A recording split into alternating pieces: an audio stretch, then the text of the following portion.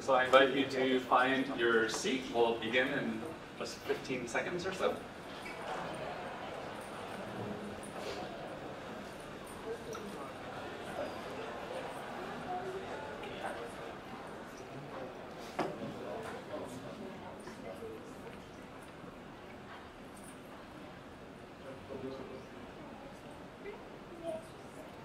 Good afternoon. This is Animal Advocacy in the Tapestry of Faith.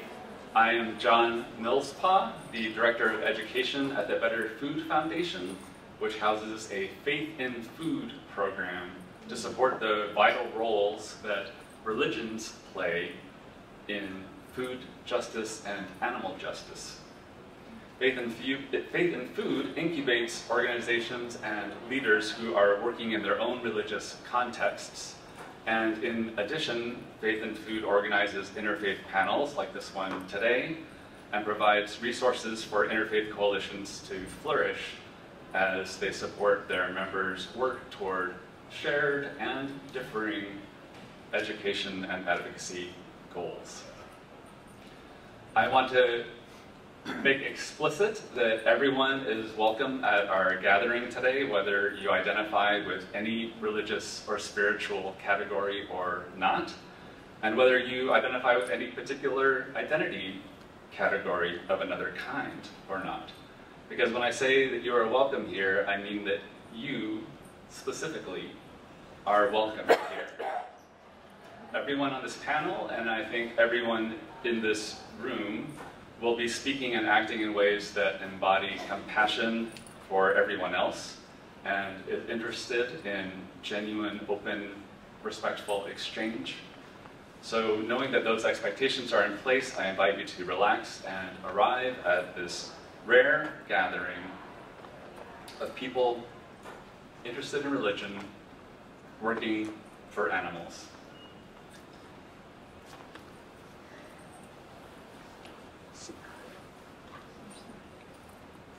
Today's panel includes leaders working for animals from within Buddhism, Islam, Judaism, Unitarian Universalism, and Christianity. Starting from the far end of the table, we have presenters from the Jewish Initiative for Animals, Dharma Voices for Animals, CreatureKind, Green Islam, and in the last chair, you would see the representative of Unitarian Universalist Animal Ministry, except that his fellow panelists asked him if he would be willing to serve as a moderator, so I'm standing here instead. You have to speak, though. Mr. Millspaugh. So make no mistake also that there's very strong leadership for animals in religion that is not represented on this panel, and we're not pretending to represent all of our own faith traditions, let alone all of the great work for animals that's happening in religious traditions. If you know of some, we know of some, but you probably know of others, you're welcome to use the chat feature in the Whova app to just let us know, let all of us know about some of the great work you know about. Not the Q&A feature, which I'll discuss in a moment, but the chat feature would be the place to just share that kind of information. And as for Q&A, we are going to run it from the app, as most of our workshops here have run. So I encourage you to add whatever questions you might have there and to vote on questions raised by other people in this audience.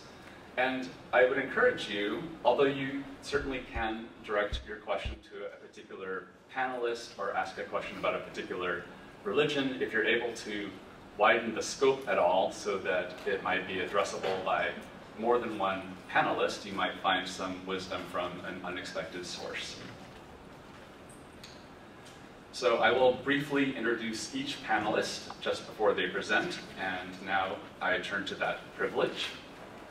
Rabbi Jonathan Jaffe Bernhard is the Executive Director of the Jewish Initiative for Animals. Prior to that, he served in the pulpit for 25 years and was the past president of the Board of Rabbis of Southern California. He's the co-founder of the Valley Hevra Kadisha. He says we should ask him about that later.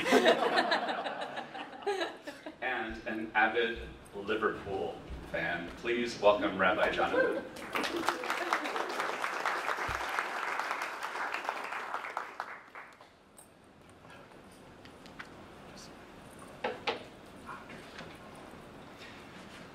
John, thank you so very much, and I want to congratulate you on that excellent pronunciation of difficult Hebrew words, Hevra Kadisha.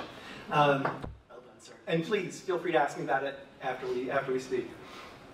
I'm here to represent and share what Jewish tradition says about how it is that we are to relate to other animals with whom we share this world, as well as the earth itself. And also what I'm going to do is, building off of those two verses that I'm going to share, talk about how that interacts with and guides us in our work with other faith traditions. And I'm going to do all of this in less than 8 minutes. So, to begin with, there are 2 verses that come directly from the Torah, from the Hebrew Bible, that serve as our guiding points, our North Star, in terms of how we're to understand the proper relationship with other species, as well as the earth itself. Now, I'm just going to take a few minutes just to discuss those verses as a way of just laying the foundation for understanding where Jewish tradition comes from. So the first verse that I wish to discuss comes from Genesis chapter 1, verse 26. And it says, as you have up here, "Then God said, let us make Adam in our image and our likeness, and they will rule/tend to the fish in the sea, the birds in the sky, over the livestock and all the wild animals, and over all the creatures that move along the ground." This verse from the Torah, from the very beginning of the Hebrew Bible, in the very first book, in the very first chapter, is one of the single most significant verses in all of Hebrew literature. For it asserts that each and every creation, each and every human being, is created b'tselem Elohim, in the image of the divine, which automatically places upon me an obligation. For with every person I stand across, from the point of view of Jewish tradition, it is as if I am looking at God.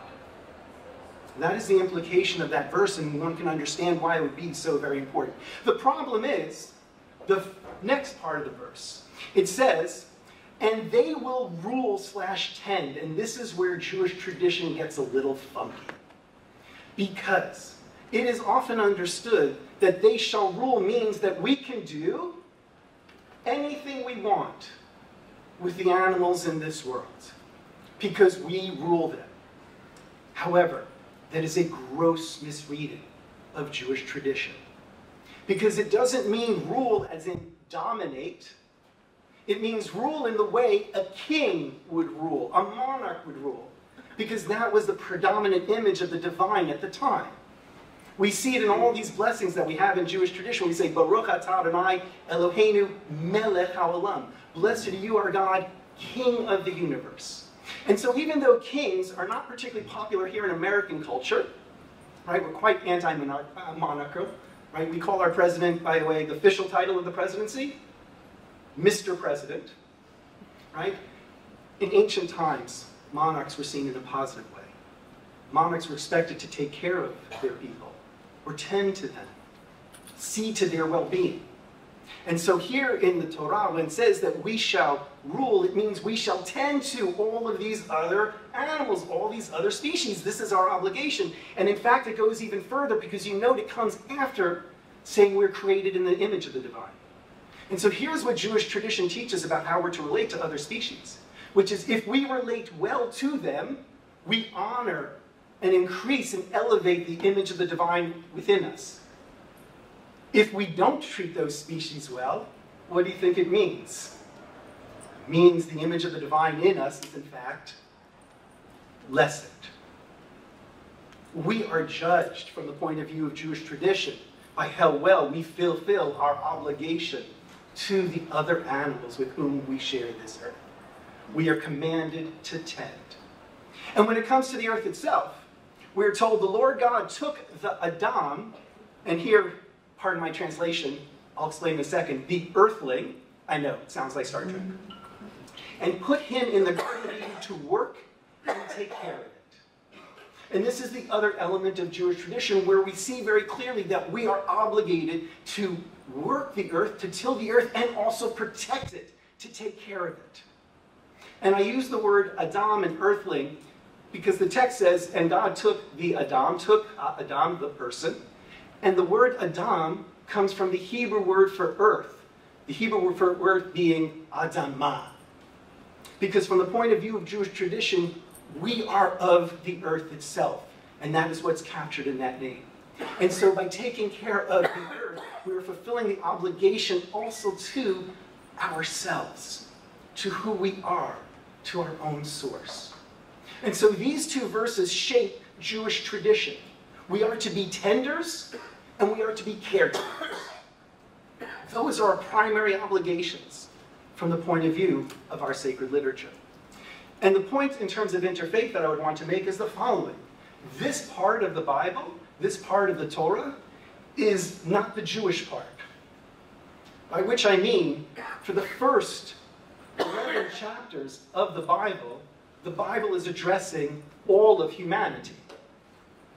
The story doesn't become a specific Jewish story until chapter 12.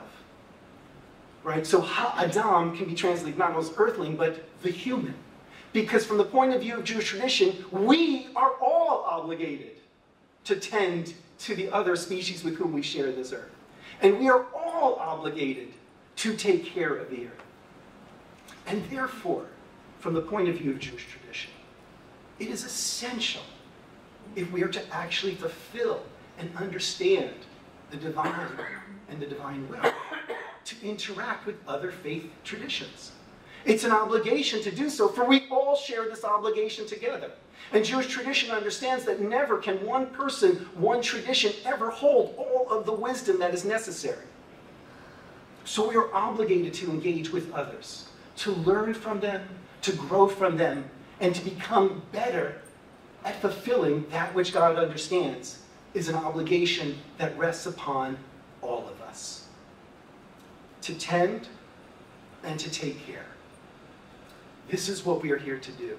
And if we do these things properly, we get to do that third and final thing that Judaism says we are meant to be, which is a blessing to the earth. For we can only be a blessing if we do these things.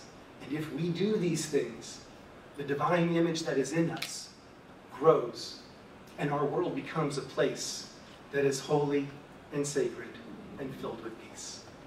Thank you.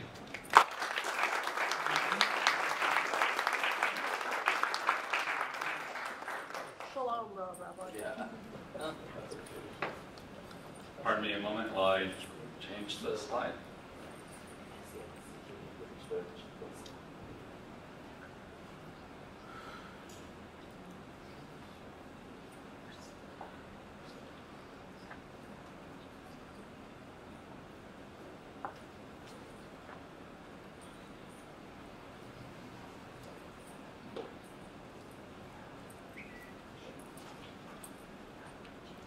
That dramatic pause. That was all to build up, saying thank you to Rabbi Jonathan and to introduce Bob Isaacson, who is the co-founder and president of Dharma Voices for Animals, the only Buddhist international animal rights organization in the world.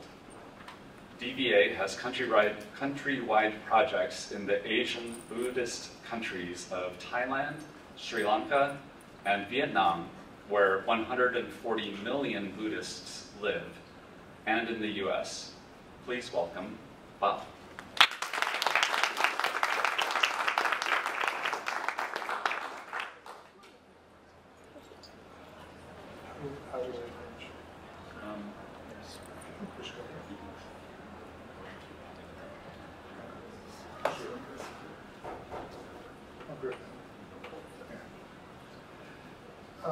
Good afternoon, everyone.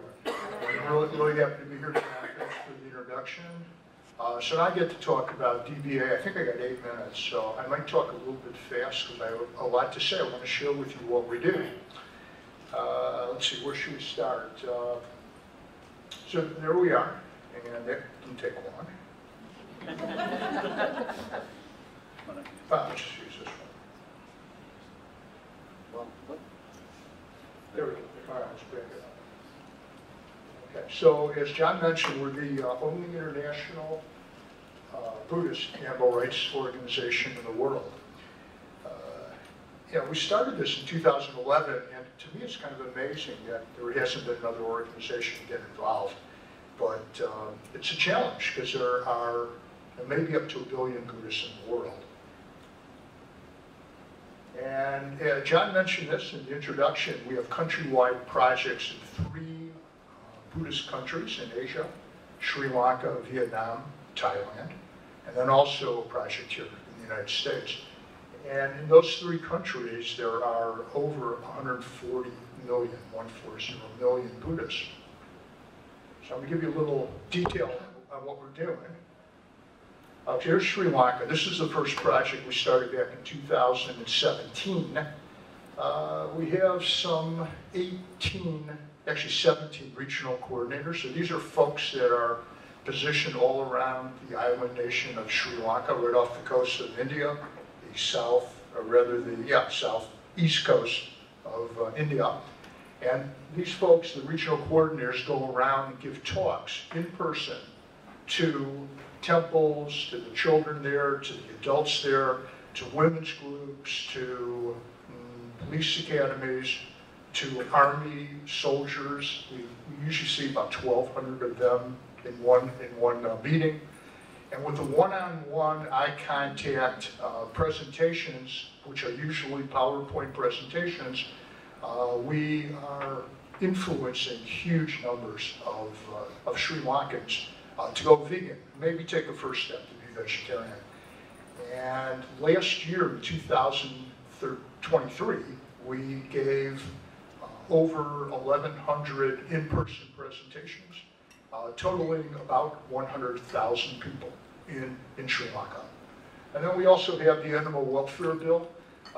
We're right on the verge of passing it. We have 30 votes more than we need to pass it. The challenge is to get it for a vote. So we're working on that. We might have news in the next couple of weeks. This has been a project of ours for the past 4 years. This will have a big impact on farmed animals, with transportation, safeguards, also. It's not an animal rights bill, it's an animal welfare bill, and also with confinement.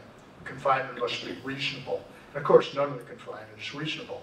So we have a lot of we're going to make a big difference. Wildlife, elephants are killed in snares. There's no punishment by Sri Lankan law. We have a radio show. It's been on for 5 years. Recently, we had the Minister of Agriculture on that show. And the show goes on every week for the past 5 years. We have a television show. And on this television show, we teach vegan cooking. We have a celebrity that teaches recipes, very simple ones, out of our new recipe book. It's the only vegan recipe book ever published in Sri Lanka. And then we have community events.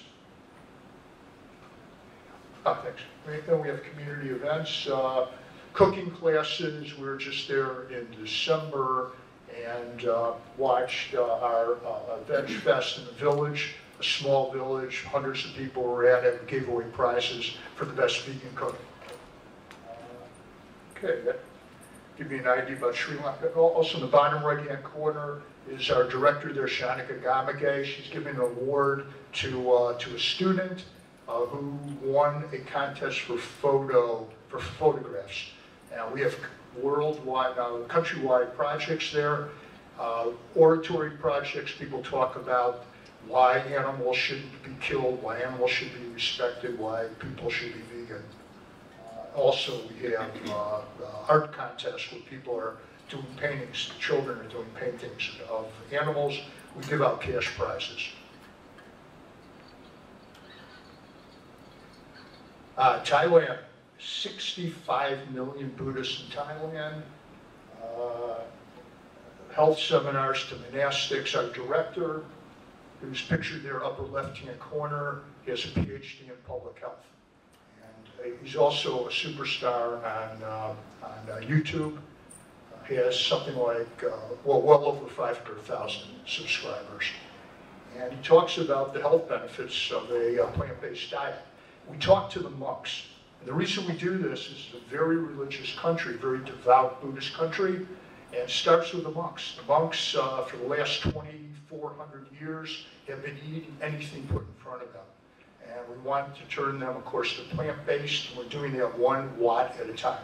The monks start requesting and accepting food that's plant-based. The followers will get the message and follow the lead of the monks to start transitioning to plant-based. There's 2 historic MOUs. MOU is a Memorandum of Understanding. And 2 big Wats or temples a couple weeks ago signed an agreement to have, one of them is doing a vegan, not a meatless, but a vegan Saturday. Another one's doing a vegan Monday. So now the followers are seeing a different example for the monks. They're not eating everything. Some monks eat 7 or 8 eggs a day. They're starting to look towards vegan diet, and the lay people, of course, are providing the food for the monks. And so we're changing the culture in Thailand, 1 temple at a time. Vietnam. Bottom, let's see, the bottom right-hand corner there, that's our venerable director. You can see him in robes. He's one of the top 3 monks in the country. 60 million Buddhists there. And there's Chef Chung with the T-shirt with the writing on it. He gives he teaches chefs how to cook. He also teaches large groups of Vietnamese. They say they don't know how to cook vegan, so we're teaching them how to cook vegan in the temples. Sometimes we have crowds up to 6,000 people at a single presentation. And you can see one of the crowds down there is probably a couple thousand people in there. And that's Chef Ha, bottom left-hand corner. She owns a vegan restaurant, and she's an expert. I think my time is about up. There's U.S. Center, so there it is. U.S. Center in San Diego, there's Spirit Rock. We changed them from 0% vegan to about 99% vegan meals. And thank you very much. If you're interested, come up and talk to me when we're finished.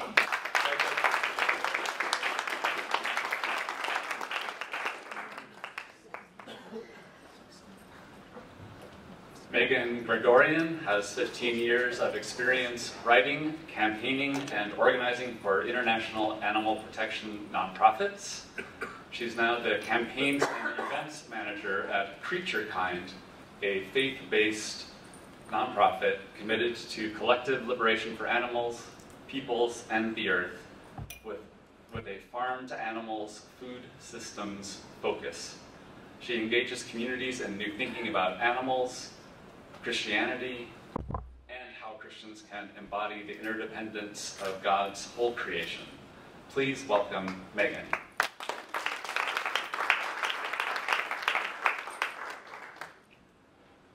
Thanks, John. Hi, y'all. I'm so happy to be here today. I'm looking forward to this conversation. Okay, 8 minutes. So I'm going to go over quickly the whys of what we do, but focus mostly on the how CreatureKind advocates for animals in ministry.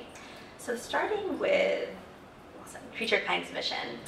CreatureKind's mission is to advance collective liberation for animals, peoples, and the earth, with a special focus on farmed animals and food systems. We encourage and equip Christians to embody the interdependence of God's whole creation by creating educational and worship resources and curating sacred spaces for spiritual formation, leadership development, and community change-making. So at CreatureKind, we focus a lot on the interconnectedness of all of creations, how systems of oppression are interlocking within our food systems, and how it affects, of course, the 70 billion land animals who are slaughtered every year, or the 109 million metric tons of fish who are extracted from the oceans. That's the same food system that also disproportionately harms people living on the margins, migrant communities, Black and Indigenous peoples, people living in food deserts without access to fresh, nourishing, culturally important food, and of course, the devastating impact that our food system has on the environment.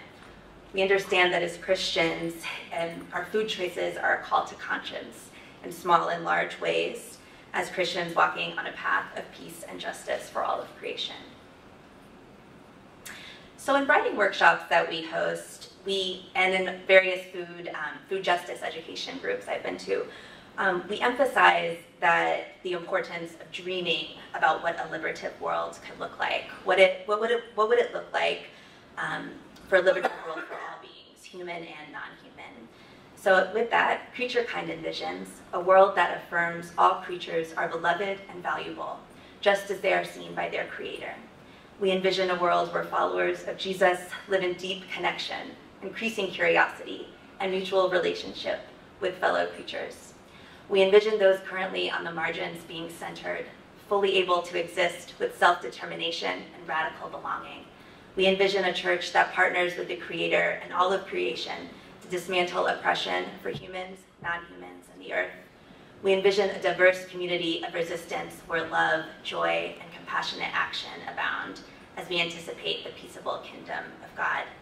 And just a note on the word kingdom, it's a very thoughtful response by liberation theologians taking to kingdom as a kind of whole new world order from what exists now. The fullness of life as God intends and promises cannot be obtained through the oppression of others.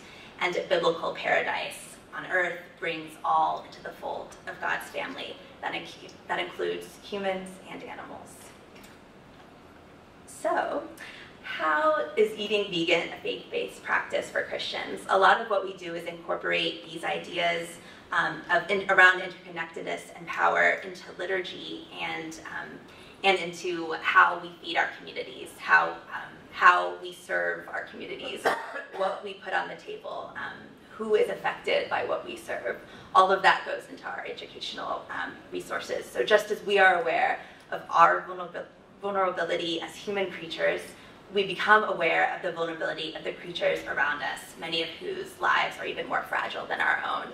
We become aware of the power we exercise over these creatures and how our lives impact theirs. So how do we move forward on a community level? I mentioned liturgy. So liturgy means literally the work of the people. So we extend an invitation when we talk about creating liturgy that centers animal, people, and the earth. What if we extend that to mean the work of all beings, not just people? So in doing this, we recognize that we are creatures among other creatures. When we sing, when we pray, when we preach, we're creatures living among creatures. And so we do this at CreatureKind. We've incorporated these themes into services that follow the Christian calendar. We do Lenten services, Advent services, Eastertide, Earth Day services. We did something called Create with CreatureKind. We wanted to incorporate art into our ministry beyond just text. So we had people from all over the world read scripture in various languages and we did this virtually, while an artist painted what he heard and a version of what a peaceable kingdom could look like. And that was a beautiful worship experience. So those are some of the ways that we incorporate liturgy into our work. And then Default Veg is a program you all might be familiar with. It's a framework for individuals and communities to use. And for us, it centers conscious eating that centers the well-being of all of God's beloved creatures. So Default Veg flips the script and makes plant-based foods the default at community gatherings. And we found that it gives that leads to more of a long-term shift, buy-in from communities.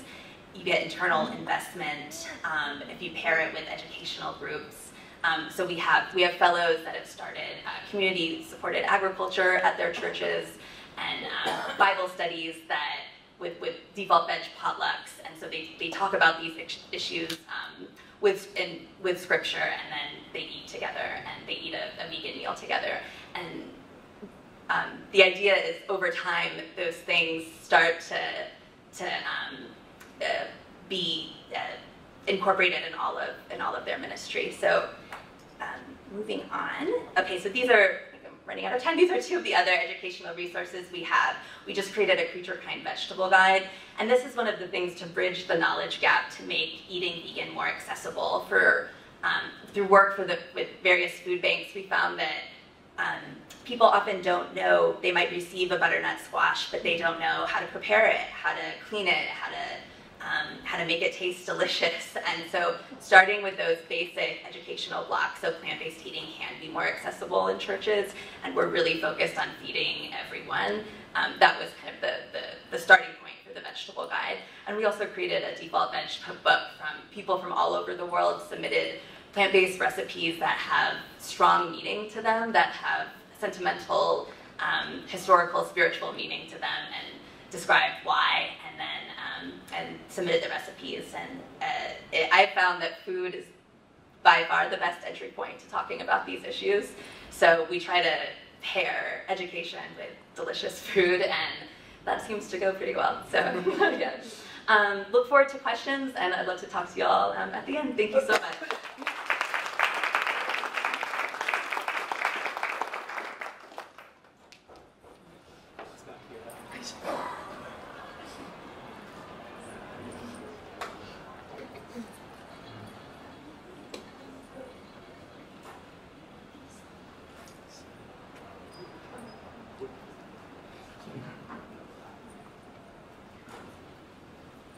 Zara Abbas is founder and president of Studio 89, a free nonprofit community hub with a fair trade, vegan cafe, a focus on youth empowerment, and a home for organizers to gather social impact initiatives.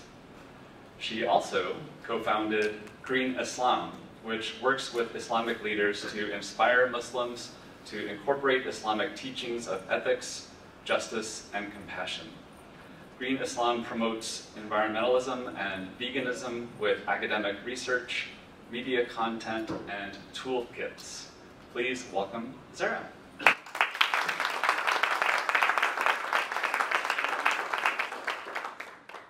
Thank you, everyone. Hello and assalamu alaikum, which means may peace be upon you. Today, I'll be speaking with you about compassion for animals in Islam, and I'll also be sharing how you can perhaps, as advocates for animals, communicate with Muslims. So we're going to challenge the halal washing narrative. Okay, I'll begin with lessons from the Quran and Hadith. Hadith are the lessons, or the sayings rather, of Prophet Muhammad, peace be upon him. So in the Quran, it says, there is not an animal that lives on the earth, nor a being that flies on its wings, but they form communities like you. It goes on to say, so I'm just going to arrange this, it goes on to say that they will be gathered to their Lord at the end, which is to say that they will testify on how we treat them on Judgment Day. Prophet Muhammad, peace be upon him, said, all creatures are like a family of God, and he loves the most those who are the most beneficent to his family. He said, a good deed done to an animal is like a good deed done to a human being, while an act of cruelty to an animal is as bad as cruelty to a human being. A man said, O messenger of God, I was going to slaughter a sheep, but I felt sorry for the sheep. So Prophet Muhammad said, since you showed mercy to the sheep, God will show mercy to you. And he said that twice. May Allah curse the one who disfigures an animal, we're taught. And you see, our treatment of animals can decide our fate in the hereafter. Islam is replete with stories where just one act of cruelty by a pious Muslim lands them in hell, and non-pious people are forgiven all their sins for an act of kindness, just one simple act of kindness towards animals, like, for example, giving a thirsty dog water. Now let's have a chit-chat about halal washing. Here is what Muslims, you see there's about 2 billion Muslims on the face of the planet. That's 1 out of every 4 people. Chances are you're going to run into some of us. And when you chat with us about your choice not to eat animals, they might say, but God made it halal. And what you can say is, well, halal means permissible. It's not obligatory. What is obligatory is taking care of animals, our health, and the environment. All of these are harmed by the modern animal agriculture industry. as we all know. They might say, you can't make haram, which means not permissible, what Allah has made halal, permissible. And then you can say, well, vegan Muslims don't declare, you can always say, my friend Zara said, and then give me a shout. You can always say, well, vegan Muslims don't declare animal products as haram, as forbidden, and this is really good advice I actually got from Rabbi Rosen. They reject products made through haram practices, forbidden practices. The Prophet, peace be upon him, even had a companion known as Abi al-Alham, who did not consume animals. He was called that, which translates directly to one who hates meat. They might say a halal label means it's ethical. Just 2 days ago in DC, 3 days ago in DC, I was buying chocolate from Laderac, the vegan bark I was choosing, and so the gentleman there and I got into a little chit-chat, and he said to me, oh, I don't have to worry about animal cruelty. I'm Muslim, I eat halal. And I said, well, I'm Muslim too, so let me tell you. So this will come up, and at that time you can say, well, separating calves from mothers, debeaking baby chickens, and all manner of cruelty routinely carried out in the animal agriculture industry is completely forbidden in Islam. We know that our Prophet said things like, who has upset her by taking her children? Give her children back to her. He was speaking of a sparrow. And when somebody struck an animal, he saw this, he said, animals must not be stricken at their face because they glorify God. Animals should not be stricken, period. They glorify God. Halal labels are reliable, they might think. And so you'll have to remind them that the halal industry is plagued with scandals of fraudulent activities. In the Islamic tradition, much like the Jewish faith, we can't consume pig. And you see, pig is in the byproduct, the feed that is often fed to halal chickens. Most Muslims don't know this, but now you do. You see, there's also, in the diaspora, about 75% of chicken meat sold as halal in the UK is not halal at all. There are articles to this effect. There are cartels, meat cartels in places like Malaysia, Pakistan, where they have sold kangaroo or horse meat and called it chicken or cow. So the entire industry is plagued with so much corruption. And then they will, at the end, when you have silenced them with all your wisdom, they will say, what if I get my animal products from a local butcher or farmer that follows all the Islamic rules? And to this you can say, well, that is more merciful, certainly. However, in Islam there's a rule to choose the lesser of two evils. When we have the option to obtain our nutrition without harming animals, our health, and the environment, why would we choose this? And they'll say, well, it's obligatory to sacrifice an animal on Eid, which comes around once a year. And yes, this is true. Many schools of thoughts will say this is true. However, it is not. You see, it is sunnah, a practice that Prophet Muhammad did once, who, by the way, is very well known for his vegetarian diet, mostly plant-forward vegetarian diet. He rarely ate meat, and every Muslim will agree to that. But his companions actually refrained from sacrificing animals every year because they were worried that Muslims would think it's a ritual. You're already so much smarter than most Muslims. They'll say vegan Muslims must justify their position. And this is the best one yet. Okay, are you ready? In Islam, meat is considered prohibited unless it is proven halal. The vast majority do not know this. Nobody knows this. Let me tell you, only like 7 of us know this. You see, the burden of proof is actually on those who continue to consume animal products despite the immense cruelty and injustice in the animal agriculture industry. Halal practice, making it permissible, means that you have to know the animal's life from their birth, so transport, where they're kept, until the slaughter. Today, for most Muslims, they are only speaking about the act of the slaughter and not their entire life. So what you can say to them is, isn't the burden of proof on you to prove that you know the entire history of this animal that you're consuming? Thank you, that's all for me.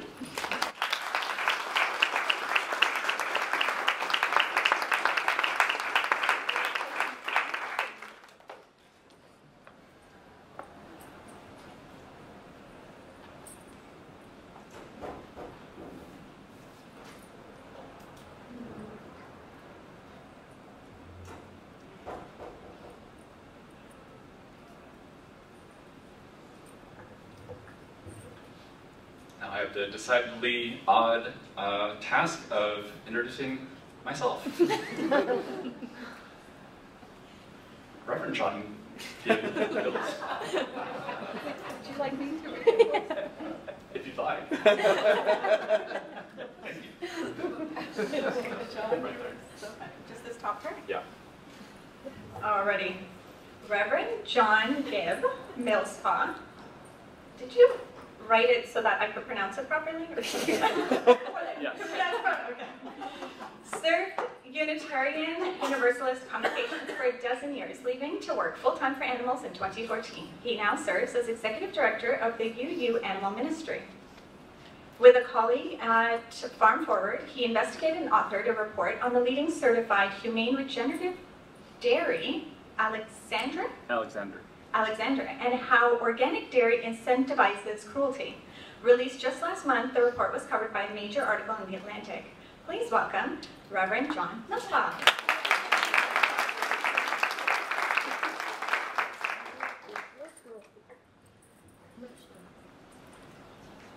It's good to be here with you. I may look familiar. So, a tiny bit about what Unitarian Universalism is, because it's a very small faith compared to others represented here, and many people aren't aware of it. Unitarianism and Universalism began as heresies within Christianity several hundred years ago, and then evolved over time and ended up including people of many faiths beyond Christianity. The two faiths joined in 1961 and became even more of a mouthful, Unitarian Universalism. So UU is fine. And what binds UUs together is not common beliefs, but commitment to justice and a commitment to learning from people who are unlike themselves. So there are atheist UUs, there are atheist UU ministers actually, there are pagans, Buddhists, Christians, I could go on and on. So that's Unitarian Universalism, and UUAM is that plus animals. I'm not going to try to comprehensively go through what the Unitarian Universalist Animal Ministry does. I think that's going to be mostly of interest to UUs, and we have a website, so check it out or catch me afterward. What I thought would be useful for you would be if I shared the top 3 lessons I could name through my work in religious community for animals and through UUAM's work for animals in religious community. And the first key I have found to making change successfully is coalition building. And I first learned this back in 2007 or 2008 when I was asked by the denomination to author the study guide for Unitarian Universalists on our brand new social action statement of conscience that we were developing on ethical eating. And it was supposed to be covering the justice issues that are related to food. And I, on one hand, didn't feel qualified, and on the other hand, no one knew who I was. So I thought it would be much more effective than me writing it to approach all of the justice-related UU groups I could find and invite them to send a representative and collaborate on producing a resource, which we did.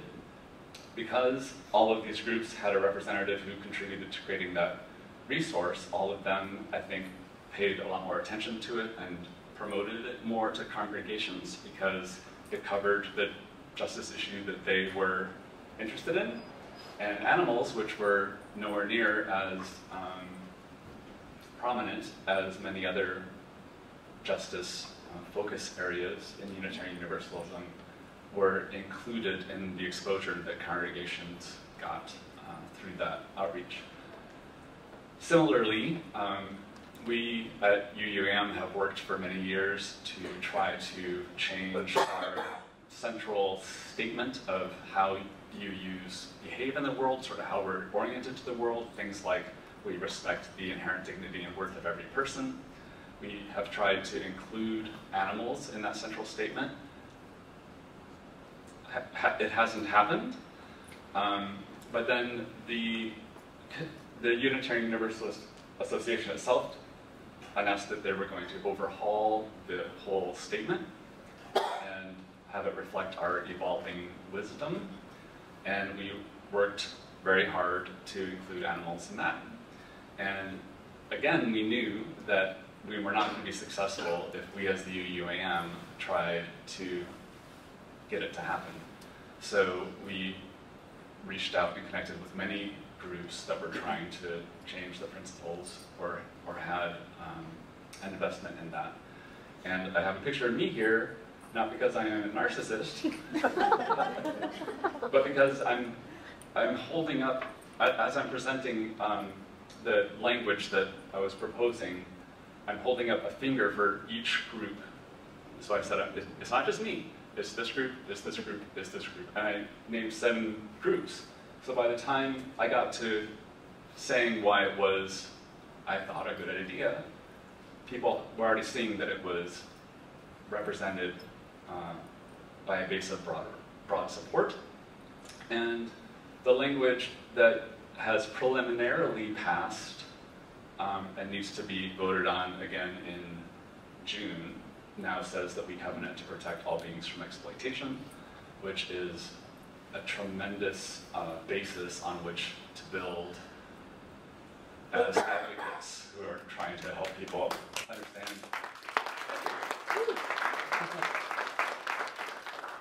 It's a statement that's going to be used for religious education and sermons and many other things, so it'll be a great leap forward if it happens in June.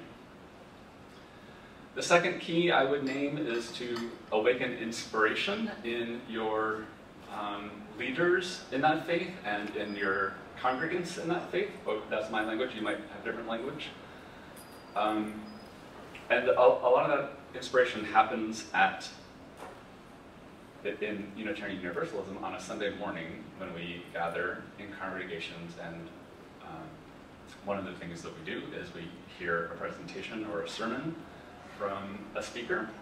So we thought, how do we incentivize those speakers to talk about our responsibilities to other animals, who will then inspire congregations to think more about that?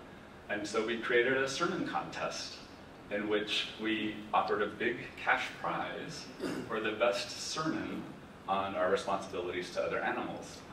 That's generated many applications every year. It's gotten ministers and others to preach on why animals should matter and how they should matter to Unitarian Universalists, and really done a lot to get the word out. So thinking through who in a community does the congregation look to for leadership, and how do you influence that person to think about animals a little more than they might have normally. And then finally, the third thing I would name is having community consciousness. We're pretty small, but we have about 1,000 congregations in the United States and then many more around the world. And it's all of these congregations that we would like to change, right? And they're very, very different. I mean, even just their geography and cultural geography is very different. So there are some that are going to be ready to veganize a church, as I've heard it phrased, and they've done that. And there are going to be others where they're in the middle of, thank you, animal agriculture, and they don't feel like they can even talk about that, but they can talk about cats and dogs or wildlife. So what we've tried to do is empower lots of local chapters who really know their community and who have an ongoing relationship with that community, to tailor the message to increase compassion and respectful action for animals in whatever way makes sense for that community. We have also created community for the people who are doing that leadership work by coming together regularly every month and helping them inspire each other. So those are my 3 tips I would offer that have been helpful for me to bear in mind. And thank you for the work that you do for animals.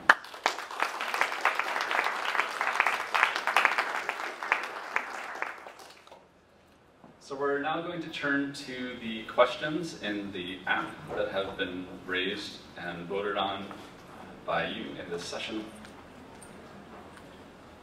I think I will choose the questions and read them, and then it's open to the panel. The one with the most votes, and I would suggest if we respond to a question, that you either come all the way up here to the podium, or that you just stand where you are with a mic, so that you can be better seen by the audience. The one, oh, it just changed. The one with the most votes is, how can lay people help convert Buddhist centers to vegan menus? That's fun. I think I'll take that one. Okay. Okay. Yeah. I'll start.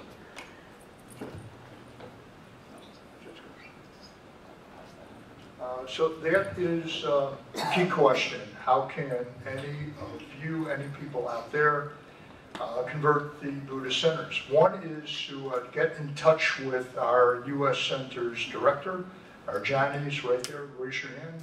Yeah, and so we're going to create an email. We just hired our Johnny like a couple days ago. The email will be ardjani@dharmavoicesforanimal's.org. That's your new email address. You didn't know that. And so we need people inside. You can't just go drive by a center and then email our Johnny. But if you have some connection to the center, maybe you go there for a Dharma talk, maybe go there for a retreat, maybe you know somebody there, maybe you donate money there. Any kind of connection is really helpful, because it's really hard to say no to somebody that has a name and a face. So we really need your help to do that. And for those of you that go to centers, a lot of you do, please get in touch with us. So, and this makes our job a lot easier. It's really hard to convert the U.S. centers. It's much easier in the Asian countries. People listen to the monastics, not so much in this country. Thanks for the question.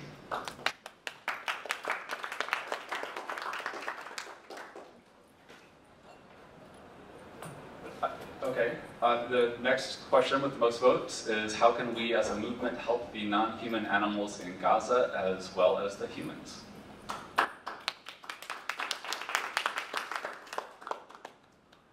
Who wants to take that? I'm happy to start, and if you'd like to add on. Push for a ceasefire. It's pretty simple.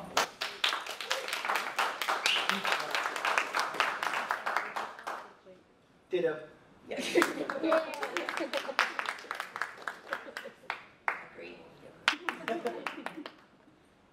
I'll add a comment, which would be, I agree. Anyone else want to? Good. All right. I'll add one more thing. I used to work at an organization called World Animal Protection. I'm sure there are people here from there. And one of the, by far, the best part of their work, I thought, was their disaster, their on-the-ground work. And so I would look to them also. Just wanted to. That's a good point. That's a great point. I'll just add to that. Thrive Philanthropy, Jessica Ava, who was here earlier, where did she go? But she runs Thrive Philanthropy, and I know they fund Solala Animal Rescue, or they've given some funds to Solala Animal Rescue, which is the, I think, only animal rescue in Gaza. Right. In defense of animals. Go to In Defense of Animals. In defense of animals also, yeah. Thank you. The next question is, what are some ways that animal advocates, often not the most religious folks, can meaningfully connect with faith groups, even down to the individual parish, mosque, synagogue, temple level, on a topic like having plant-based defaults at community events? I'm happy to say that the Better Food Foundation is very interested in supporting initiatives that help communities go more plant-forward or default veg. And we have a team and resources and experience that's relevant. So feel free to contact us and we'll put you in touch with people and give you some resources. We also use default veg as our primary strategy within the Jewish community to be able to not take away choices because people don't like sacrificing. But default veg allows people to choose if they wish to consume animal products, but focus and the intent is to have the plant-based one be the default, the one that is offered first. And there's all sorts of different tactics and ways in which organizations can do that as a way of changing the culture and the awareness of the issues surrounding the consumption of animals.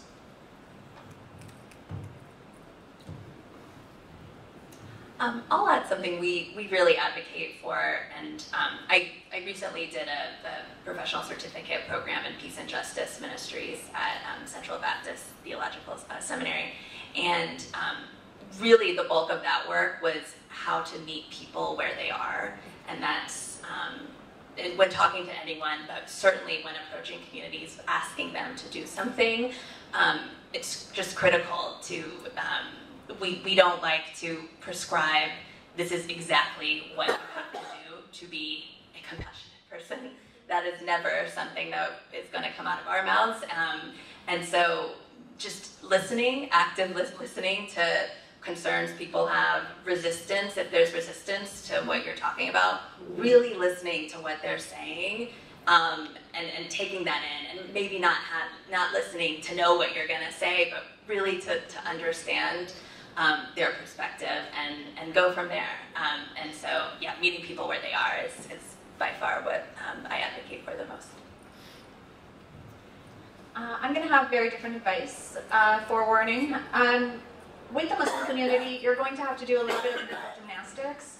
You want to walk in with the narrative that, oh, this is a conspiracy. Okay. This is okay. You're going to want to walk in with compassion at the forefront. So that will help you open that door, because the idea of divine permission from the halal label is very strong. It's like the idea that everybody believes. So some of what I spoke about, you'll want to be armed with that knowledge. The science and data around animal agriculture speaks for itself. The investigation videos speak for themselves. So you want to go armed in with all the right tools you need as a vegan advocate, but you want to lead with, because we have learned that Islam is so compassionate for animals, and you must know that all this is happening, we would like to introduce this information to your congregation via the leaders of this community, and I think you'll get very far if you come in with that approach.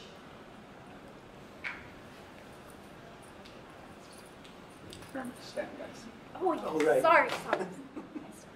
Incremental change is really important. Instead of asking someone to go from eating 7 days, 3 meals of animal flesh to vegan is a jump that a lot of people cannot make. So just, it's a meatless Monday. It's take off breakfast, vegan breakfasts, and really encourage people and institutions to make incremental change.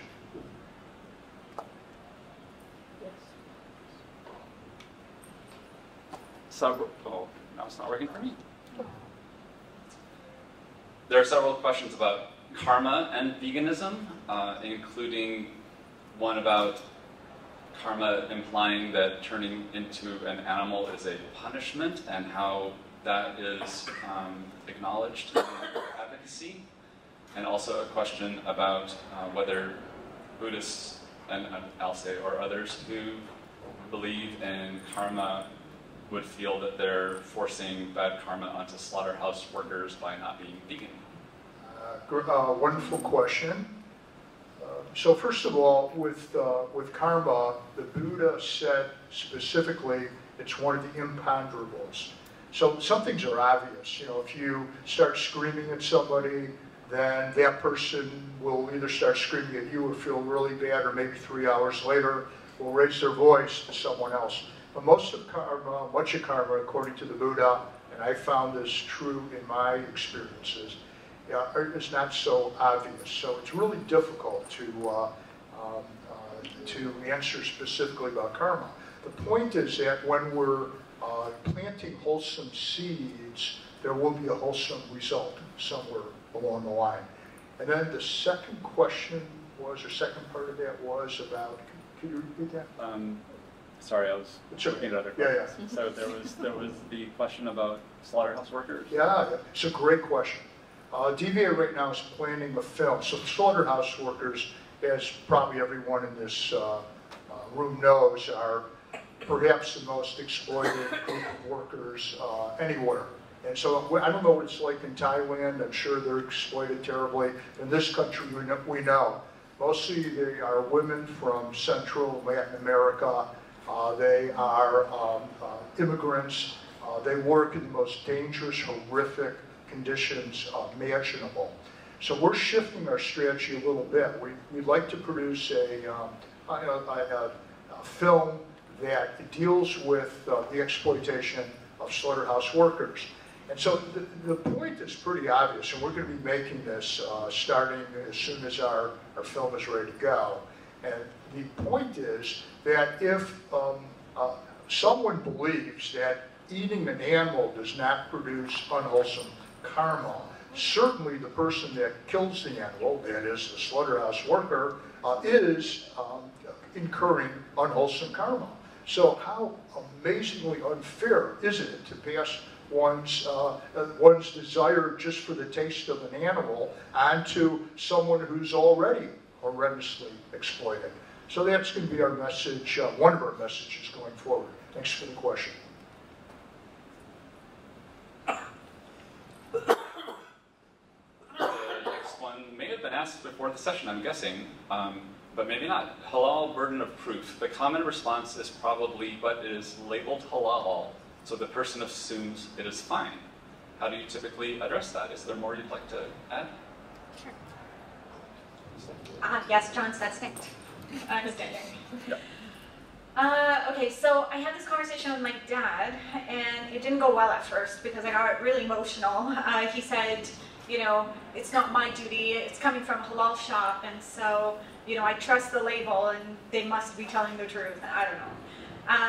I didn't react very well. I reacted emotionally. And so the next day, because my husband scolded me, he's like, "You're so rude to your dad." I was like, "Oh no." So the next morning, I was like, "Dad, I'm so sorry, but can I just show you this video?" And so I showed him a video of a dairy cow in their natural habitat, and immediately he had the same emotional reaction that I had anticipated. He immediately said, "Oh no, this is no good."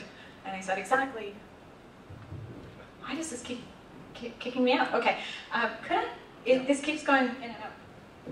Huh? Better? Okay. There are multiple ways to answer that, because essentially what people are doing when they lean on the certification, they say it's the butcher shop's responsibility and not mine. There's this concept of ijtihad, which means critical thinking, which is an Islamic principle, so you can lean on that. We've got the investigation videos, you can lean on that. And another way to answer that question, I think, is to say, well, do you then generally trust companies when they say anything about their ethics, or are you someone who likes to engage in critical thinking? To kind of challenge that element like you would for any company selling any product under falsehoods, right? I hope that helps. Jordan? Thanks. Just to add, the same dynamic plays out in the Jewish community as well. Yeah. So instead of halal, we talk about keeping kosher. And in the Jewish community, items get pictures, they get seals. And you've seen this because it's all over the products in your home, down to the tin foil.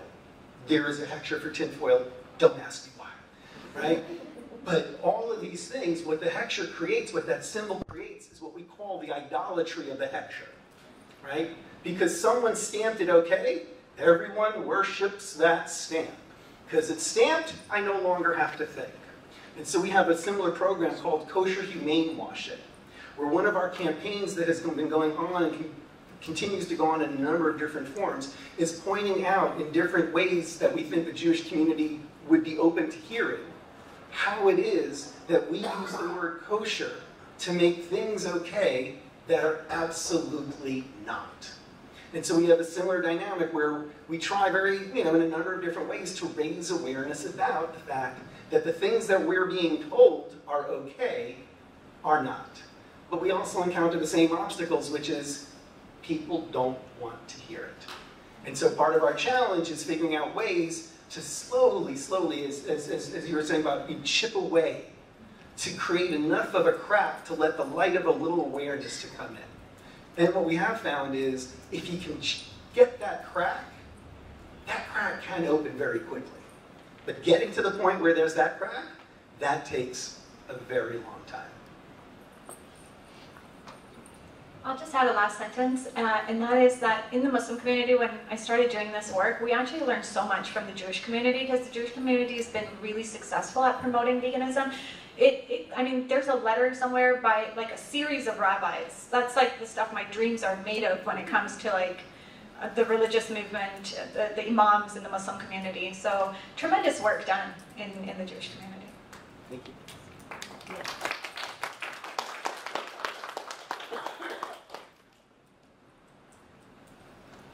How should non-religious individuals converse with religious people to share these ideas? If they are not part of the faith, often they are brushed off or discredited.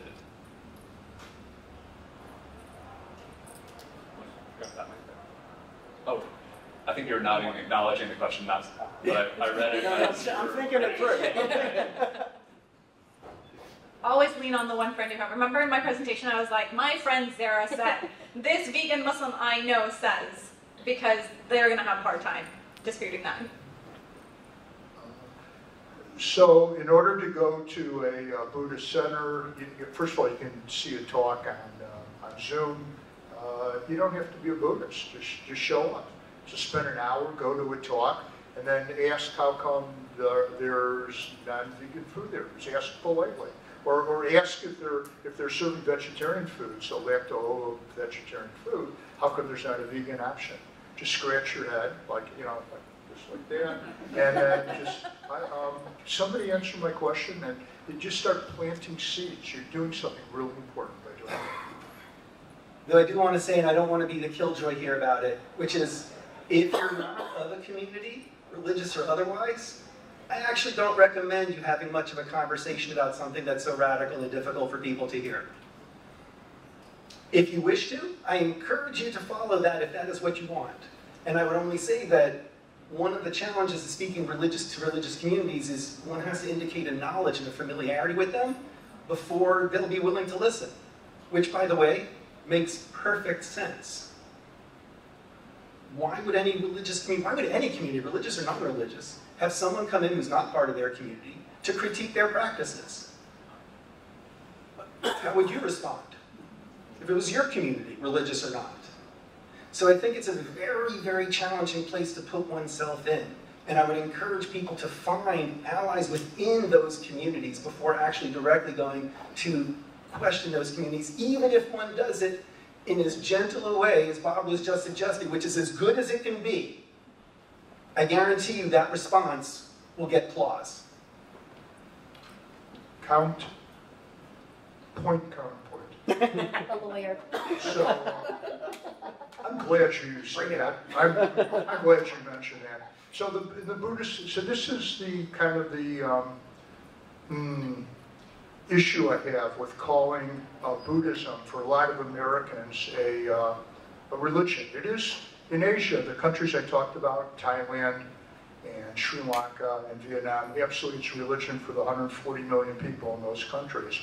But in the US, it's not quite like that. A lot of people go, and it's the intention, actually, of many of these centers. I'll speak about Spirit Rock in Northern California. It is said to be the largest Western Buddhist center in the world.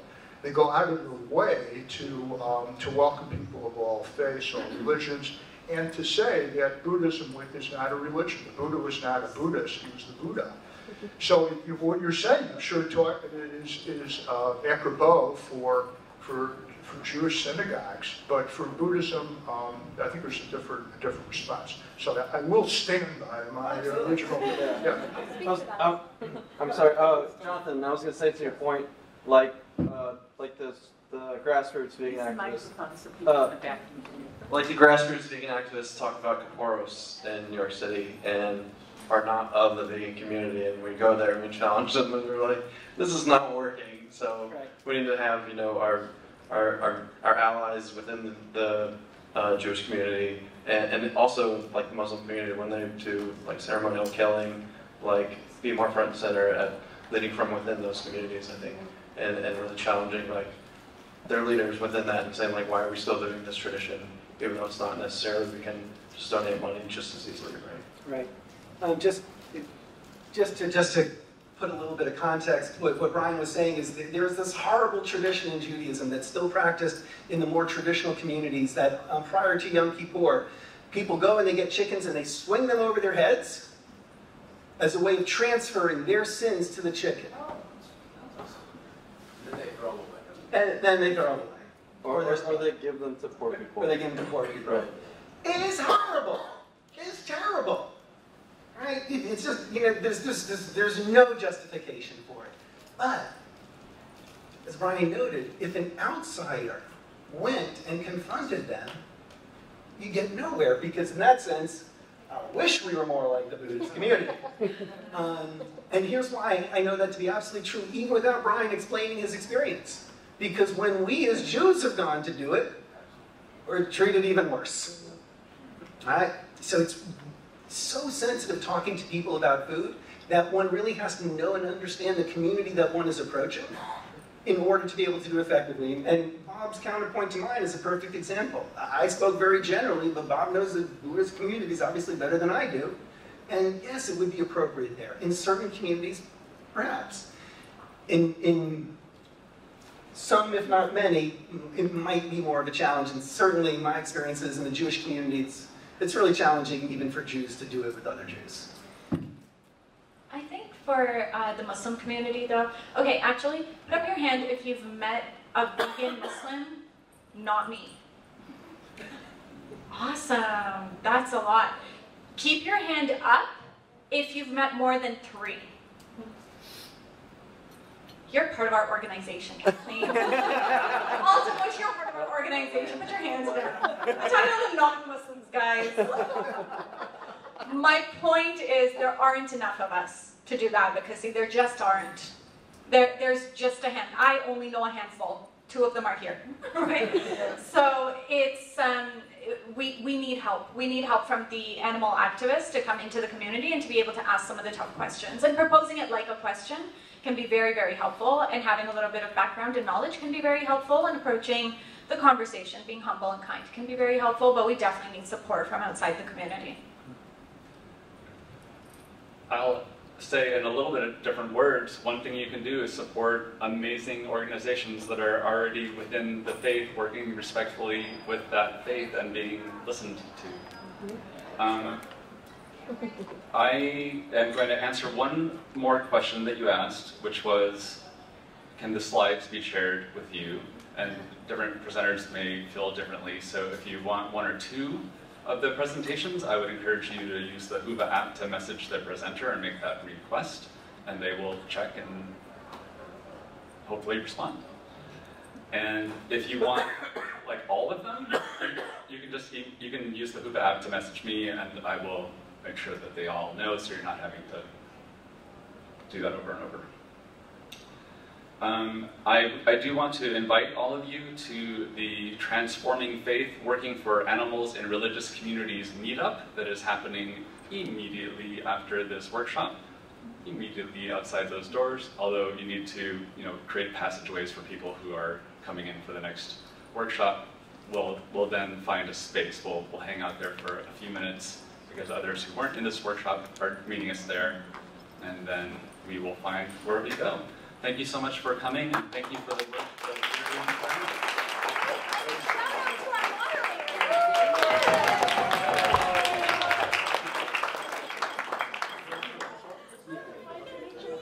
So nice to meet you.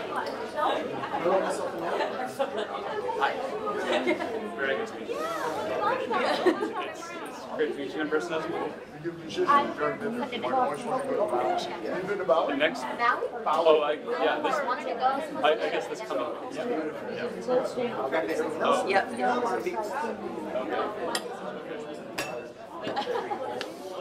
That would be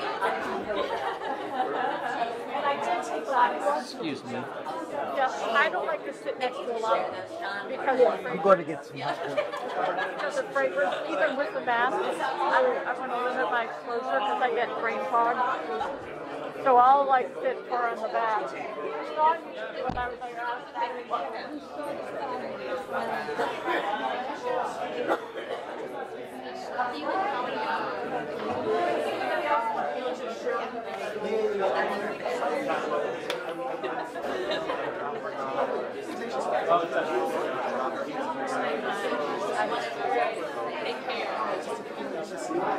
Take care.